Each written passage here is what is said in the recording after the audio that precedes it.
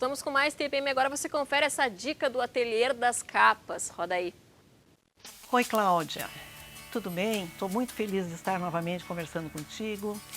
Estamos aqui diretamente do Ateliê das Capas para demonstrar e dar algumas dicas de como remodelar a sua casa, o seu local de trabalho. Nós temos capas prontas e fazemos capas sob medida, tanto para sofás como para poltronas, para as cadeiras de sala de jantar. Trabalhamos também com futons sob medida, porque tem às vezes aquelas poltronas na beira da piscina que precisam almofadas especiais. Então a gente faz, é só passar as medidas e nós fazemos com espessura inclusive. E temos os panos maravilhosos. Hoje a gente tem essa facilidade do pano que é com teflon. Ele é anti-mancha, se derramar alguma coisa, como óleo ou algum molho, enfim. Então é passar um pano, limpar e depois pode jogar na máquina de lavar, que ela é higienizada maravilhosamente. Não juntamos pó nem ácaros nos nossos locais de trabalho, nem nas nossas residências, nos nossos dormitórios. Então é muito prático. Para quem tem crianças também é muito bom a capa, porque derramou iogurte, não precisa ficar chateada, triste, ou é limpar e pôr na máquina para lavar e está pronto de novo. Então, Cláudia, a hora que o cliente necessitar da nossa visita, é só nos ligar e pedir que a gente vai até a residência, levando os panos e levando os orçamentos. E também podemos fazer a informação por telefone. Nós estamos aqui na Avenida Venâncio Aires, 449, loja 5, Cidade Baixa. Estamos sempre, nosso horário é muito bom, das 9 às 18h30, de segunda a sexta, e no sábado das 9 às 16 horas. Nosso telefone para contato, 3225-1496, 9957-4192. Bem, agora para falar sobre a perda de audição na juventude, é com grande prazer que eu recebo aqui no estúdio o médico otorrinolaringologista Roberto Ângeli. Tudo bem? Tudo bom, Cláudia? Bom dia. Seja muito bem-vindo. Obrigado. Aqui ao programa. Quando a gente fala sempre em perda auditiva, a maioria das pessoas lembra de um idoso, pensa que é uma característica de quem é mais velho, mas a perda auditiva também pode acontecer na juventude. Claro. A população idosa, ainda nos consultórios de otorrinolaringologistas, constitui o grande grupo de indivíduos com perda auditiva. E essa população tem pelo processo de envelhimento, é característica haver uma perda da capacidade da orelha interna em relação à captação de sons. Tem até essa é uma entidade chamada presbiacusia. São alterações relacionadas exclusivamente ao envelhecimento. Uma outra categoria, não tão idosa, mas que também é muito frequente nos consultórios, são aqueles profissionais que trabalham em ambientes com ruído intenso, que no decorrer de meses ou até anos de exposição também vão desenvolver um grau de perda auditiva. Isso é um efeito cumulativo. É um efeito cumulativo. É importante a gente citar que existem dentro das nossas cócleas, que é o órgão específico do ouvido relacionado à audição, em torno de 3.500 células ciliadas, que são as células sensoriais que têm a capacidade de recepção de som, de ondas sonoras, e elas transformam a onda sonora num estímulo elétrico. E isso é jogado, vamos dizer, para a via auditiva central, a parte central da nossa audição, a parte neurológica da nossa audição. Então é um número de 3.500 e existe um processo de perda natural dessas células a partir dos 55, 60 anos de idade. A exposição intensa a ruídos de intensidade elevada e por muito tempo acelera esse processo degenerativo. Então há uma velocidade maior de perda dessas células. Uma preocupação recente, de alguns anos para cá, tem sido com jovens, adolescentes, que utilizam aparelhos de som particulares, os fone de ouvido, MP3 player, que é uma população que foge um pouco do convencional, que são realmente os pacientes de mais idade, onde se tem uma preocupação muito grande sobre os efeitos que a exposição contínua a sons, a música, pode causar na saúde auditiva desses indivíduos jovens, né, no caso. Eu tinha te perguntado até nos bastidores aqui, antes da gente entrar no estúdio, sobre as festas, as baladas. Os jovens, eles frequentam muito esses lugares e a música é muito alta. Muitas vezes, eu me lembro quando eu era jovem é bom, né? Mas eu tô com 30, quando eu tinha lá pelos meus 20 anos, eu ia numa festa e eu escutava a música e chegava em casa e eu parecia que continuava escutando aquela música, que ficava um zumbido insuportável no ouvido. Isso é um sinal de que extrapolou ali, o som foi muito alto? Sem dúvida. Eu também já tive meus 15, 20 anos de idade, a gente lembra que é um efeito muito comum. E as pessoas, quando falam, elas gritam. Exatamente. Quer dizer, quando tu está num ambiente de muito ruído, tu tem muita dificuldade em se comunicar com outras pessoas, né? Por isso tu tem que elevar a voz, então tu tem o efeito da conversa, tu tem o efeito, mas principalmente do ambiente muito ruidoso. Existe um certo grau de lesão dessas células ciliadas durante uma exposição intensa, porém limitada, que é o que acontece quando se vai a alguma festa, ou festa de casamento, que seja.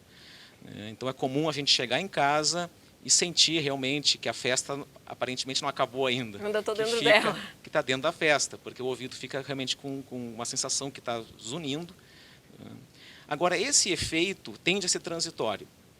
Então, dentro de algumas horas, 8 a 12 horas, esse efeito realmente cessa. O problema em relação aos adolescentes e jovens é a questão da exposição intensa e prolongada, repetida, vamos dizer. E aí entram muito as questões relacionadas ao uso de aparelhos de som portáteis, né? Na minha época de juventude era o Walkman que a gente falava. Eu também tive um. Exatamente. E tem alguns estudos recentes, até alguns nacionais. Tem um estudo que foi publicado recentemente em adolescentes e adultos jovens de Salvador, que mostra que praticamente metade das pessoas, a população foi alunos de ensino médio. Eles usam aparelhos portáteis, né, aparelhos de som individuais. E até tem uns dados que eu posso te demonstrar aqui. Claro, e usam a todo volume. Sim, isso é que preocupa. Isso é uma coisa importante, né? Era um estudo de entrevistas, questionários, né?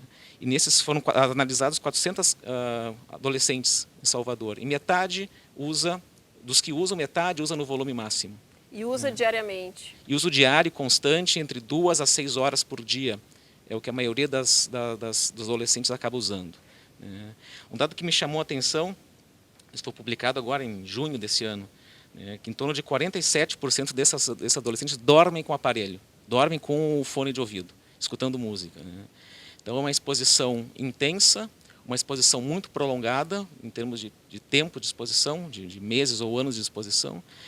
E é claro, existe uma suscetibilidade individual de cada adolescente. Então, tu pode pegar, inclusive existe essa suscetibilidade, inclusive em adultos que trabalham expostos a ruídos, né? Metalúrgicos, por exemplo. Ou seja, não é só o fator ambiental, eu posso ter uma questão genética envolvida. Geralmente são 3 fatores envolvidos, que é a intensidade da exposição, o tempo de exposição e a suscetibilidade de cada indivíduo.